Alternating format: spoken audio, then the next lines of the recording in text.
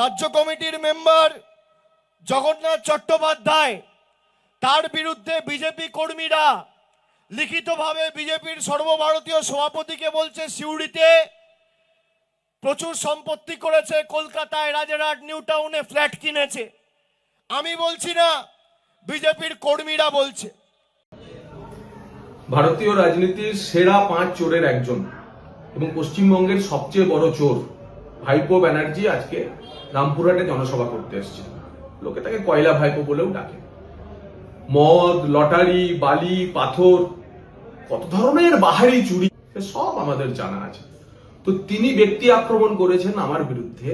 আমাকে ব্যক্তি আক্রমণ করে বলছেন যে বিজেপির কার্যকর্তারা নাকি আমাদের উচ্চ নেতৃত্বের কাছে কমপ্লেন করেছে, দলীয়ভাবে কমপ্লেন করেছে আমার নাকি প্রভূত সম্পত্তি হয়েছে, আমি নাকি সিউড়িতে কিছু জমি জমা কিনা হয়েছে আমার নামে বা বেনামে, আর রাজারহাট নিউ টাউনে নাকি একটি ফ্ল্যাট হয়েছে। আমার যা কিছু আছে চ্যালেঞ্জ করে বলছি, আমার উপার্জিত এবং সঞ্চিত অর্থে গত 5 বছরে একটি 5 পয়সার সম্পত্তিও আমার নামে বা বেনামে কোথাও কেনা হয়। গত 8 মাস ধরে আপনার পিসির বিভিন্ন তদন্তকারী সংস্থাকে আমার পেছনে লাগিয়ে দেওয়া হয়েছিল কি আছে খুঁজে বের করার জন্য। তারাও ক্লান্ত হয়ে পড়েছেন। যদি পারেন আমার বেনামেও যদি কোনো ফ্ল্যাট রাজারহাট নিউ টাউনে থেকে থাকে, আপনি বাজেয়াপ্ত করুন আপনার তদন্তকারী সংস্থাকে দিয়ে। আর যদি সেটাতে আইনি প্রক্রিয়ায় দেরি হয়, আপনি তৃণমূলকে পাঠিয়ে দিন। আপনার তো সিন্ডিকেট বাহিনী আছে, তারা কি দখল করে নিক আমার ওই ফ্ল্যাটটি। আমি মানা করবো না যদি আমার কোনো ফ্ল্যাট থেকে থাকে।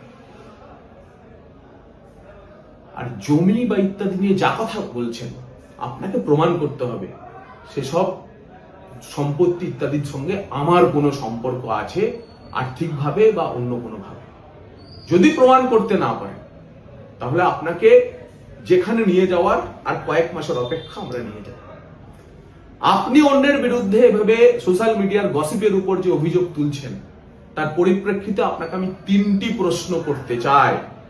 এক, এই যে বলছেন না রাজারহাট নিউ টাউনের ফ্ল্যাট, আমি আপনাকে প্রশ্ন করতে চাই শ্রীলাল গম্ভীর আর মানেকা গম্ভীর 21 নির্বাচনের আগে যে পালিয়ে গেল, দুবাইতে গিয়ে কোথায় উঠেছিল? ওই প্রপার্টি কার প্রপার্টি ওটা? দুর্গাপুরের কয়লা মাফিয়ার কিনে দেওয়া BMW গাড়িগুলি কার নামে রেজিস্ট্রেশন হলো? কে চড়লো? জবাব দিতে পারবেন আপনি?